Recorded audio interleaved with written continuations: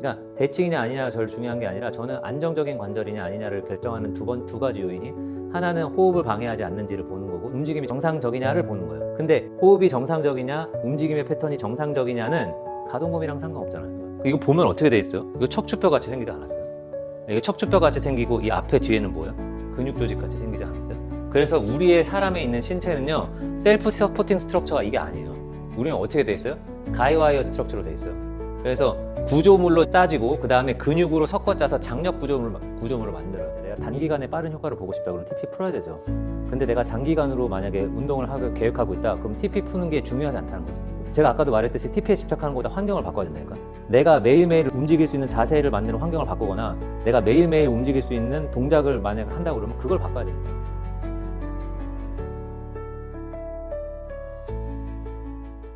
기초적인 지식을 이제 좀 이야기했었고, 가장 중요한 게, 그래서 가동범위 성장시키기 위해서 해야 되는 게 뭔데, 가동범위 진짜 늘어나기는 하는 건가 라는 부분에 대한 정리되는 이야기를 마지막으로 한번 해볼게요. 오늘 이야기를 들으시면 논의의 초점이 결국에는 근성장으로 일어나야 되는 거구나 로 갈 거예요. 과신전으로 스트레칭을 하는 것이 아니라 가동범위 성장을 만들기 위해서 결국에는 근성장으로 가는 것이구나 라고 결론이 날 텐데, 그러면 근성장 열심히 하면 되는 거 아닌가요가 아니에요.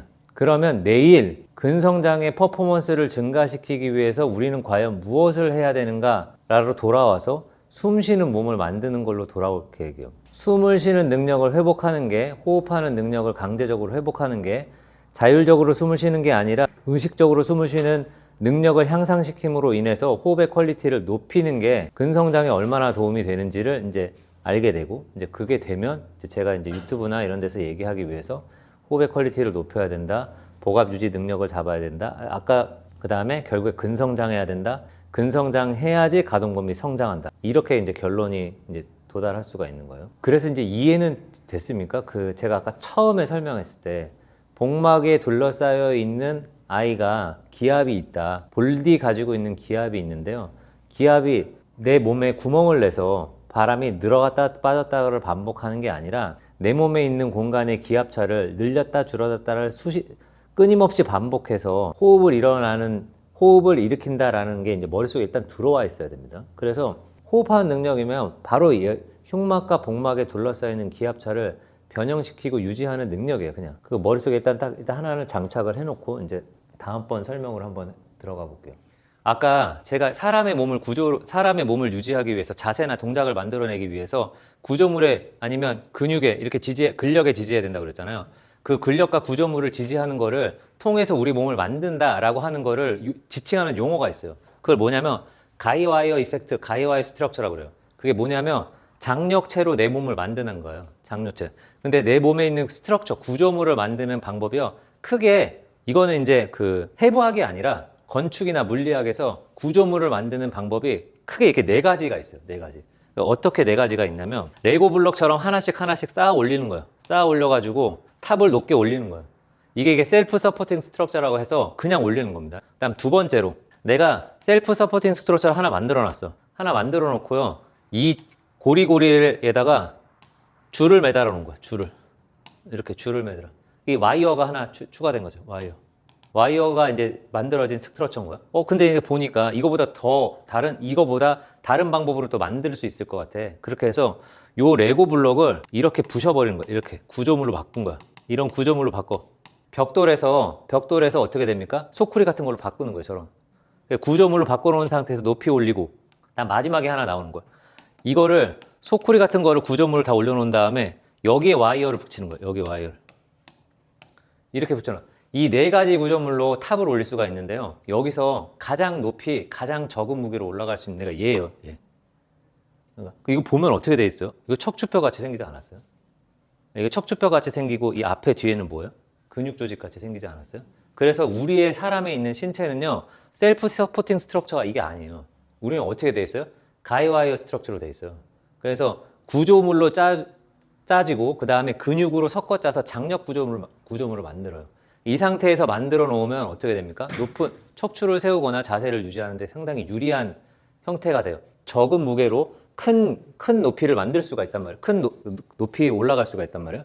그러면 요거를 여기서 끝나지 말고 실제 내가 신체를 이해하는 관점으로 만들려면 어떻게 해야 됩니까? 이거 뭐야? 이 근육이네. 이거 뭐야? 뼈네. 뼈하고 인대네. 그죠? 이렇게 되는. 그러면 이 앞에 있는, 내가 이걸 척추라고 그러면 얘는 뭐야? 장요근이네. 이 뒤는 뭐야? 기립근이네. 내 몸의 앞쪽에서 이뤄내는, 내 몸의 앞쪽에서 얘를 잡아주는 애가 있고, 뒤쪽에서 잡아주는 애가 있고, 걔네 둘이 잡아당겨서 어떻게 돼요? 내 몸을 세우고 있는 거예요. 그러니까 이렇게 세우잖아요. 그럼 엉덩이로 세운 거예요? 기립근으로 세운 거예요? 아니지. 엉덩이와 기립근, 기립근은 심부 기립근도 있긴 하지만 엉덩이 근육은 뭐야? 글로벌 머슬이잖아. 표층 근육이잖아요. 그러니까 이게 아니라 내 몸을 세우는 구조물에 있는 근력과 그 구조물에 있는 그 스트럭처로 나를 올려 세우는 능력이 중요한 거예요. 그러면 이제 요거까지를 알면 이제 아까 내일 복압 얘기랑 섞잖아요. 그러면은 이게 복압을 만들어야지 이게 이제 유지가 되는구나 이제 조금 이해할 수 있어요. 요걸 잠깐 이해했고 그 다음에 이 뼈인대 있잖아. 이 뼈인대. 인간의 몸에 있는 뼈인대를 아까 결합조직이라고 그러는데 강성 결합조직은 뼈고 섬유성 결합조직은 인대라고 그랬어요. 이 구조물이 70% 정도 만들고요. 나머지가 30% 정도 만들어. 근데 운동하는 동작을 발생시키는 걸로 바꾸잖아요. 그럼 이 비율이 변형되죠. 내가 퍼포먼스를 높이기 위한 점프를 한다던가 아니면 고강도의 운동을 했었을 때는 어떻게 됩니까? 근육이 올라가죠. 근육이 40% 50% 이렇게 올라가고 그 다음에 구조물에 기대는 게 조금씩 떨어지고 그래서 기본적으로는 논문마다 다른데 한 70% 30% 정도로 보는 논문도 있고 60% 40% 정도 보는 논문도 있어요. 근데 앉아있을 때는 보통 70대 30으로 가는 것 같아요. 구조물이 70, 그 다음에 30. 그래서 앉아있을 때 힘을 점점 적게 쓰고 싶으면 어떻게 해요? 구조물에 계속 기대면 되죠. 다리를 꼰다든지 아니면 턱을 벤다든지 이렇게 구조물에 기대면 힘을 점점 줄여서 오랫동안 서 있을 수 있죠. 요거 설명을 하고 이제 아까 그 근육의 길이가 변한다 변하지 않는다 요걸로 넘어가 보겠습니다. 가동 범위를 성장시키는 방법. 이게 아까 처음에 제가 말한 해부학의 역사랑 비슷해요. 처음에 우리가 어떤 식으로 이해했죠? 시체의 해부학이었죠. 그 다음 뭐가 있었다고 그랬죠? 생체 역학이 있었다고 그랬죠. 그 다음에 뭐가 있다고 그랬죠? 기능 해부학이 나온다고 그랬죠. 그 다음에 이제 여기서 이제 뭐가 나와서 호흡이 들어가는 거죠. 이렇게 했을 때 시체의 해부가 가동 범위 늘리고 싶어. 그 늘리고 싶으면 어떻게 했어요? 패시브, 그러니까 이때 생체 역학의 시대와 시체 해부가 이 시대 때 있잖아요. 일단은 패시브 스트레칭을 강하게 만들면 건인대가 늘어나고 결합 조직은 안 늘어날 거라고 생각을 했어요. 그래서 이때 당시에는 강하게 수동 여기서 말하는 스트레칭은 제가 아까 골지공기관을 이용해서 만드는 근육 릴리즈가 아닌 스트레칭이죠. 여기서 패시브 스트레칭, 강한 수동 스트레칭. 이 과정을 통해서 내 몸을 늘려내고 스트레스를 주면 근육의 길이가 길어진다라고 생각해서 2012년도에 이상한 논문이 나와요. 패시브 스트레칭을 했더니 근육이 길어졌다. 이런 논문이 하나 나오기 시작해요. 이 논문을 시점으로 이거 잘못됐다 기다를 계속 반복하는 논문들이 나오기 시작하다가 기능 해부학이 언제 나오면 그 뉴만의 키네지올로지 3판 18년도에 나오는데 이 18년도부터 시작해서 뭐가 나온다고 그랬죠? 움직임의 해부학이 나온다고 그랬잖아요. 여기 움직임이 나오는데 여기서 가동 범위와 움직임에 대한 이야기가 나오면서 요거 잘못됐다는 이야기를 반복합니다. 반복하다가 이 호흡의 해부학이 최근에 있는 이야기인데 24년하고 25년에 임팩트 팩터 5 이상, 임팩트 팩터라는 게 있는데요. 논문을 퍼블리싱 할 때 그 설득력 있는 논문인지 아닌지를 보는 팩터의 점수가 있어요. 그래서 박사 논문 하잖아요. 박사급 논문 하면 임팩트 포인트가 한 4에서 5 정도 돼요. 일반 석사 논문은 임팩트 포인트가 2 정도 돼요. 노벨상을 타려면 한 120이 나와야 돼요. 그 다음에 내가 네이처지에 올리고 싶다. 그 다음에 사이언스지에 올리고 싶다. 그러면 한 20에서 40이 되는 게 나오면 돼요. 그러니까 박사학위 10개 정도 논문을 하나 쓰면 네이처지 같은 데다 하나 올릴 수 있고 네이처 같은 지에다가 막 한 3-4번씩 쓰잖아요. 그러면 이제 노벨 100이 넘어가는 경우도 있어요. 막 100이 넘어가는 그래서 근데 5 정도 되는 거 기준으로 박사급 논문이라고 일단 보는데 이 5에서 10 정도 되는 논문이 나와요. 2024년, 2025년에 가동 범위를 성장시키는 3가지 방법에 대해서 요약되어 있는 논문들이 나와요. 저도 이거를 작년에 알았어요. 작년 전까지는 몰랐다가 근절 단위에 있는 성장은 원심성 수축 근력을 만들어서 병렬 성장이 아니라 직렬 성장으로 근성장을 일으킬 수 있다라고 하는 게 하나 나오고 그 다음에 그거를 포함된 내용으로 심성장과 근성장과 그 다음에 인장 강도를 그 결합 조직의 인장 강도를 떨어뜨리는 방법으로 성장할 수 있다라는 게 기계적 강성을 저하시키는 방법으로 성장할 수 있다. 그래서 3가지 요약된 요약된 논문이 나오는데 요거를 좀 설명을 해드릴게요. 생체역학으로 인간의 몸을 이해하는 거는 살아있는 몸이랑은 전혀 상관이 없는 거예요. 내가 어떤 식으로 야구공을 때려야 가장 멀리 가고 내가 어떤 식으로 점프를 해야 가장 멀리 가고 내가 어떤 식으로 공을 던져야 공이 가장 빠르게 날아간다 라고 얘기하는 거는 내 몸의 퍼포먼스를 전혀 고려하지 않은 상태에서 만들어낸 해부학이에요. 그러니까 그러니까 여기에 맞출 수는 있긴 한데 여기에 몸을 맞추면 몸이 견뎌하지 못해요. 거의.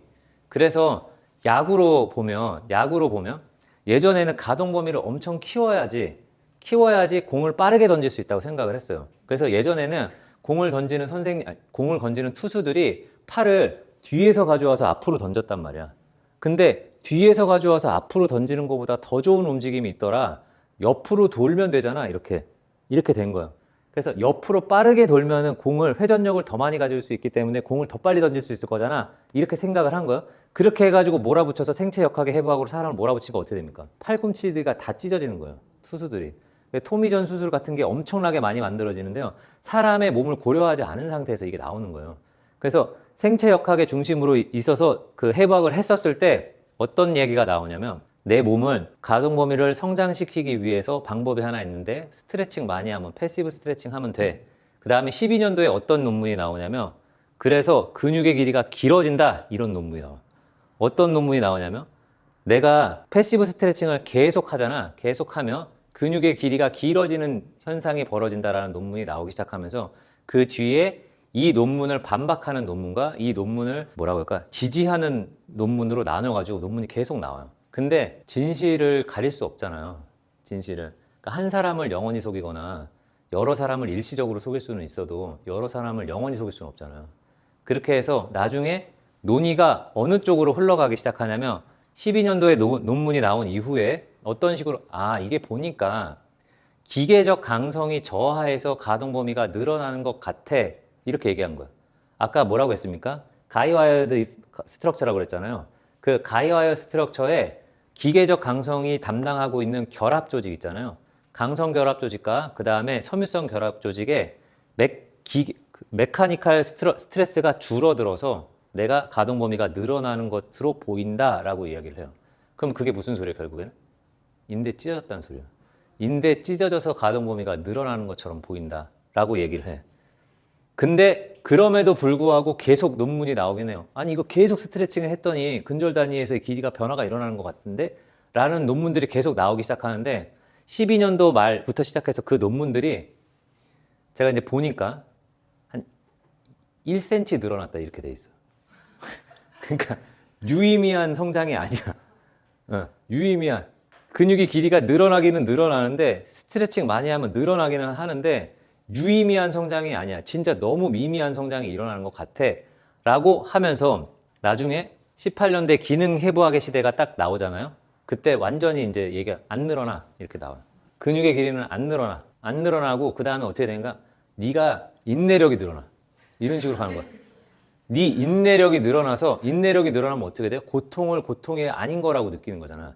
인내력이 늘어나서 버티는 걸로 가. 이렇게 가요. 그러면 두 가지가 나오죠. 하나가 뭐였어요? 기계적 강성 저하로 만들어진다. 두 번째가 나왔죠. 뭐가 나왔어요? 인내력 성장으로 내가 심성장으로 그걸 제가 심성장이라고 얘기하는데 인내력이 성장해서 가동 범위가 늘어나.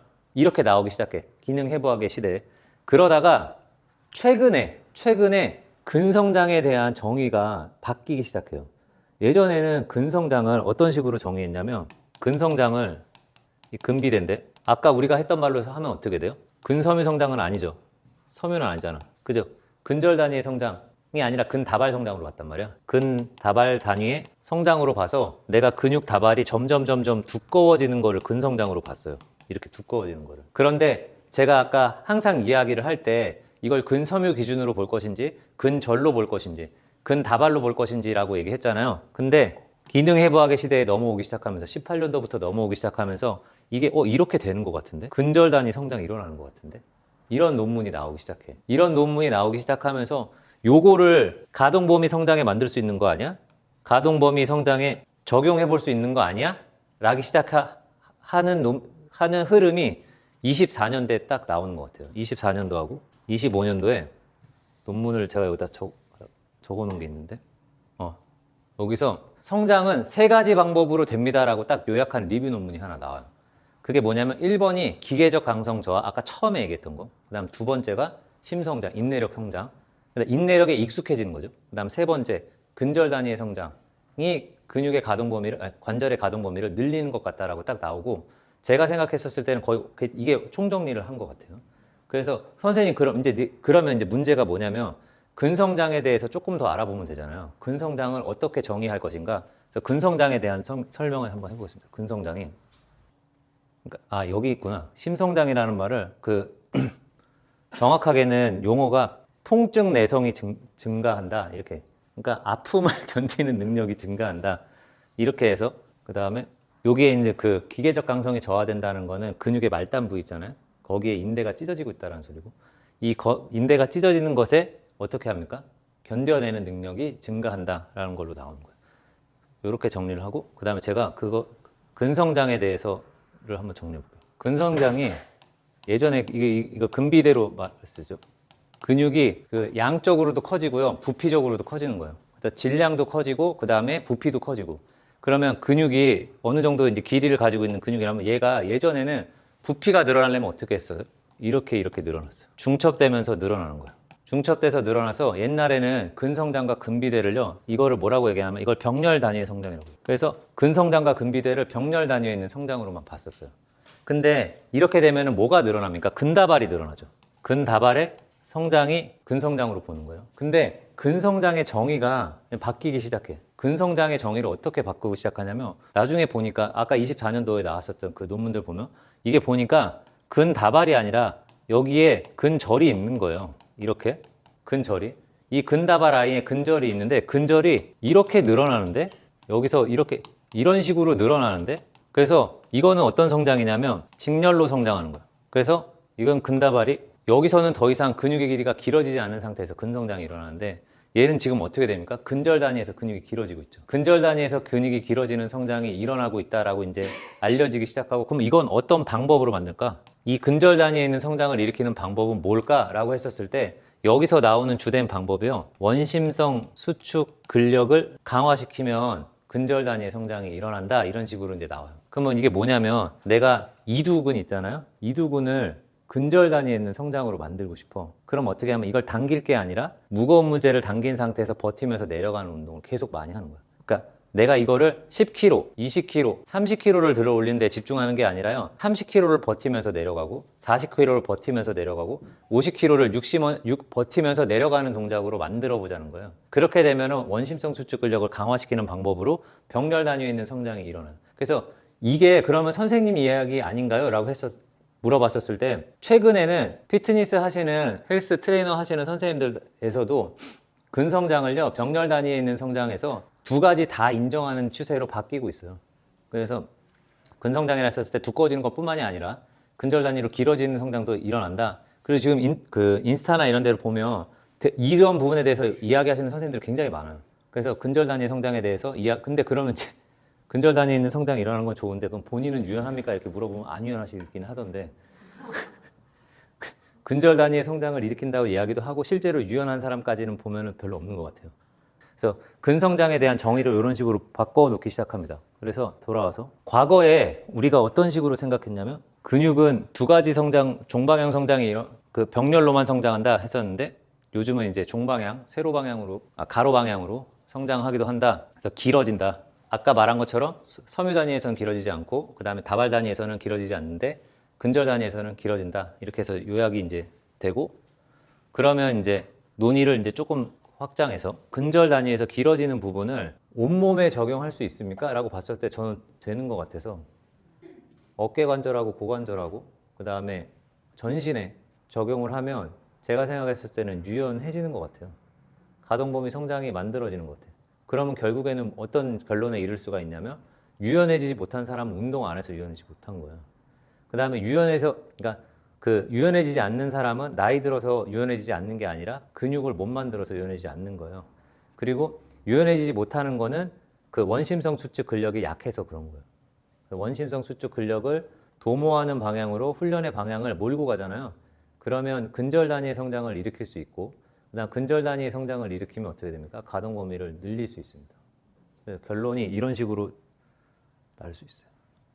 정리를 조금 한번 해보면 근육의 길이는 스트레칭으로 길어지지 않는다. 이렇게 이제 해놓고 그러면 이제 가동 범위의 성장은 어떻게 일어납니까? 섬유가 아니라 근절 단위의 성장을 일으키는 방법으로 일어날 수 있다. 이렇게 요약을 할 수가 있습니다. 질문이 있으면 잠깐 시간 남아서 질문을 받아볼게요. 그러니까 고관절의 가동 범위가 늘어나는 것이 고관절이 안정적인 거와 연결이 되느냐 이렇게 물어보신 거예요. 그러니까 관절이 안정적이다라는 말은 어떤 식으로 정의하고 계세요? 그 고관절이 안정적이다라는 말을 좌우 균형이 맞았다라고 보는 거예요. 저는 좌우 균형 틀려도 안정적이라고 볼 수 있어요. 그러니까 그 좌우 대칭이 맞았다라는 걸로 안정적이다, 관절이 안정적이다, 관절이 불안정적이다라고 그 얘기하는 것보다 저는 관절이 안정적이라는 말은 관절 중심으로 일어나는 움직임이 정상 패턴으로 일어난다. 그다음 두 번째로 관절 중심으로 일어나는 움직임이 호흡을 방해하지 않는다. 이 두 개로 정의하고 있어요. 그러니까 관절이 안정적이라는 말은 어떤 말이냐면 제 입장에서 어깨 관절이 안정적이라는 말은 어깨 관절의 움직임이 정상 패턴으로 일어나고 상완골의 움직임이 정상 패턴으로 일어난다. 두 번째, 상완골의 움직임을 가져가고 어깨 관절의 움직임을 가져갈 때 호흡이 정상적으로 일어난다라는 거예요. 호흡이 정상적으로 일어난다는 말은 아까 뭐라고 얘기했냐면 흉막으로 둘러싸여 있는 강내압이 유지된다라고 얘기했어요. 흉막으로 둘러싸여 있는 강내압이 규칙적으로 유지되는 거를 도와주면 이게 정상적인 관절이고 안정적인 관절인 거예요. 근데 익상견갑이 일어나거나 라운드 숄더가 일어나서 호흡의 패턴이 무너진 상태에서 움직이면 라운드 숄더는 제 입장에서는 어떻게 된 거예요? 안정화된 관절이 아닌 거예요.